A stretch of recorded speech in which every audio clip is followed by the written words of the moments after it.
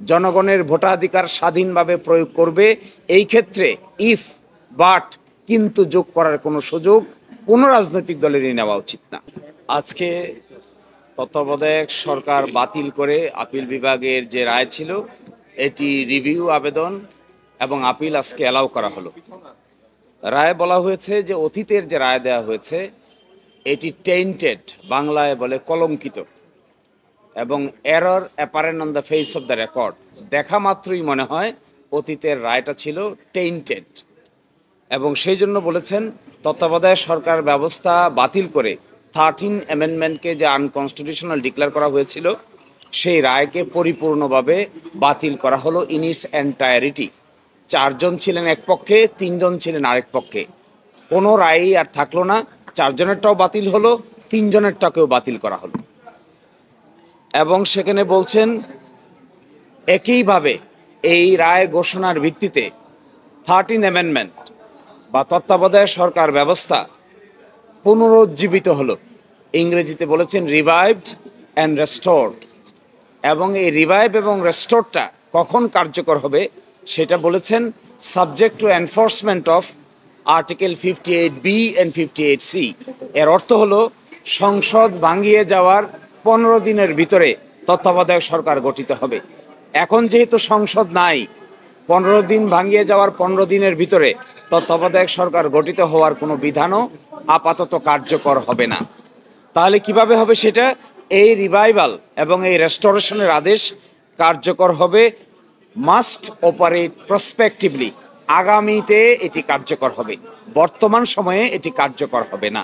অর্থাৎ ত্রয়োদশ জাতীয় নির্বাচন অনুষ্ঠান করার ক্ষেত্রে এই যে তত্ত্বাবধায়ক সরকার রিভাইভ হলো তার কার্যকারিতা থাকবে না, তার কার্যকারিতা থাকবে প্রসপেক্টিভলি, অর্থাৎ চতুর্দশ সংসদ নির্বাচন হবে সেই সময় থেকে।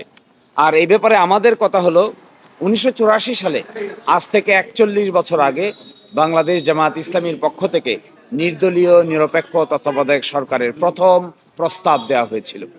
এই জাতি অনেক পানি ঘোলা করেছে, অনেক অসম্মান হয়েছে, অনেক মানুষের জীবন গিয়েছে, গুম খুন, নির্বাচন ব্যবস্থা ধ্বংস হয়েছে।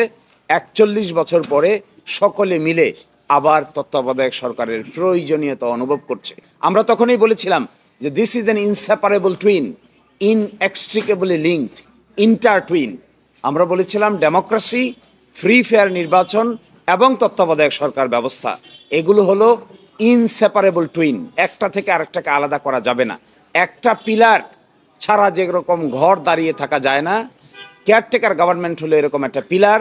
এটিকে সরিয়ে ফেললে অবাধ নির্বাচন সম্ভব নয়, অবাধ নির্বাচন না হলে ডেমোক্রেসিও সম্ভব নয়। আজকে 41 বছর পরে যে যাই বলুন না কেন, যে যতটুকুই ক্রেডিট নিতে চান না কেন, মূলত রাজনৈতিক দলের নেতৃবৃন্দের এই অদূরদর্শী আচরণের ফলেই জাতিকে যা খেসারত দিতে হয়েছে, এটা কনসিকুয়েন্স আকারে আমরা আদালতের সামনে তুলে ধরেছিলাম। আমরা মনে করি নির্বাচনের ক্ষেত্রে জয় এবং পরাজয় মেনে নেওয়ার মেন্টালিটি অর্জন করতে হবে। নির্বাচন অনুষ্ঠানের ক্ষেত্রে জনগণের ভোটাধিকার স্বাধীনভাবে প্রয়োগ করবে। এই ক্ষেত্রে ইফ, বাট, কিন্তু যোগ করার কোনো সুযোগ কোনো রাজনৈতিক দলেরই নেওয়া উচিত না। আমরা এটাও মনে করি আমরা যখন এই তত্ত্বাবধায়ক সরকার চেয়েছিলাম, আমরা ব্যক্তিগত কোনো স্বার্থ, কোনো দলীয় স্বার্থের জন্য চাইনি। আমরা চেয়েছিলাম ডেমোক্রেসি বাংলাদেশে এস্টাবলিশ হোক, বাংলাদেশিক সিস্টেমটা, কনস্টিটিউশনালিটিটা আস্তে আস্তে গভীর ভিত্তির উপর দাঁড়াক। মাঝখানে অনেক মিসহ্যাপ হয়েছে, অনেক অসুবিধা হয়েছে, শেষ পর্যন্ত এখানে আমরা আসলাম ফিরে। পরবর্তী দায়িত্ব হবে সকলে মিলে Democratic environment in the society, free fair election and credible election ব্যবস্থাকে সকলে মিলে শক্তিশালী করা। এখানে দলগত বিষয় নয়, জামাত কিংবা বিএনপি বা অন্য দলের বিষয় নয়, রাষ্ট্রের বিষয়, সংবিধানের বিষয়। So we hope the country will run in a very Democratic atmosphere in near future, এবং সেখানে ফ্রি ফেয়ার ইলেকশনই হবে রাষ্ট্র চালানোর মূল মন্ত্র। আমাদের পক্ষ থেকে এতটুকুই আমাদের কমেন্ট।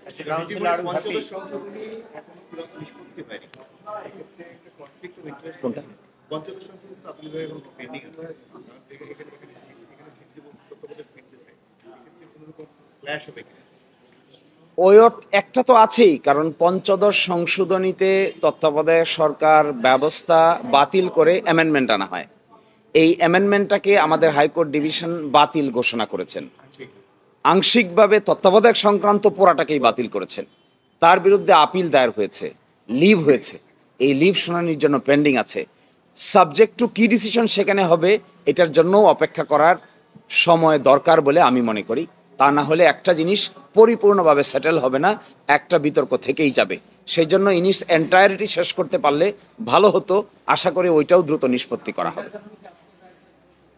না, ওটার কারণে আজকের রায় তো তত্ত্বাবধায়ক সরকার সিস্টেমটাকে বাতিল করে যে রায় দিয়েছিলেন তার রিভিউ করে বাতিল করা হলো। এর মানে কি, তত্ত্বাবধায়ক সরকার ব্যবস্থাটা বহাল করা হলো।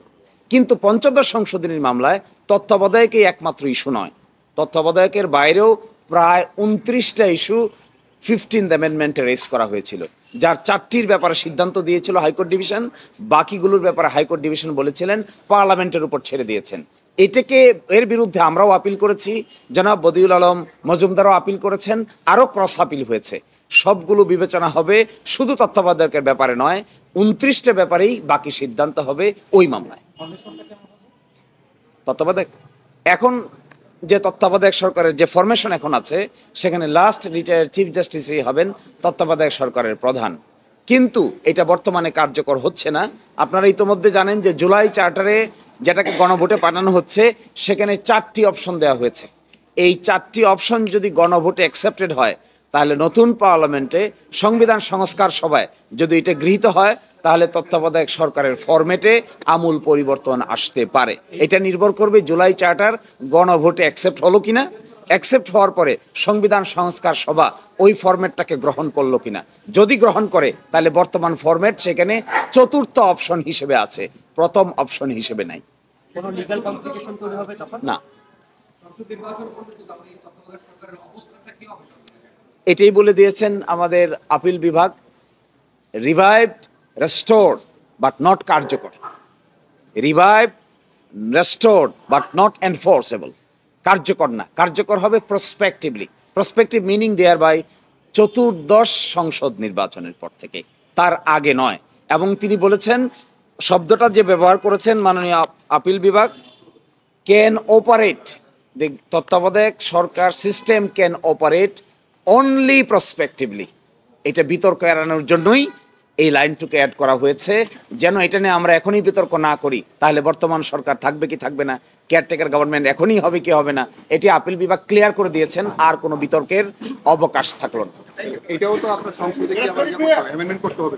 এবং পরাজয় মেনে নেওয়ার মেন্টালিটি অর্জন করতে হবে। নির্বাচন অনুষ্ঠানের ক্ষেত্রে জনগণের ভোটাধিকার স্বাধীনভাবে প্রয়োগ করবে। এই ক্ষেত্রে ইফ, বাট, কিন্তু যোগ করার কোনো সুযোগ কোনো রাজনৈতিক দলেরই নেওয়া উচিত না।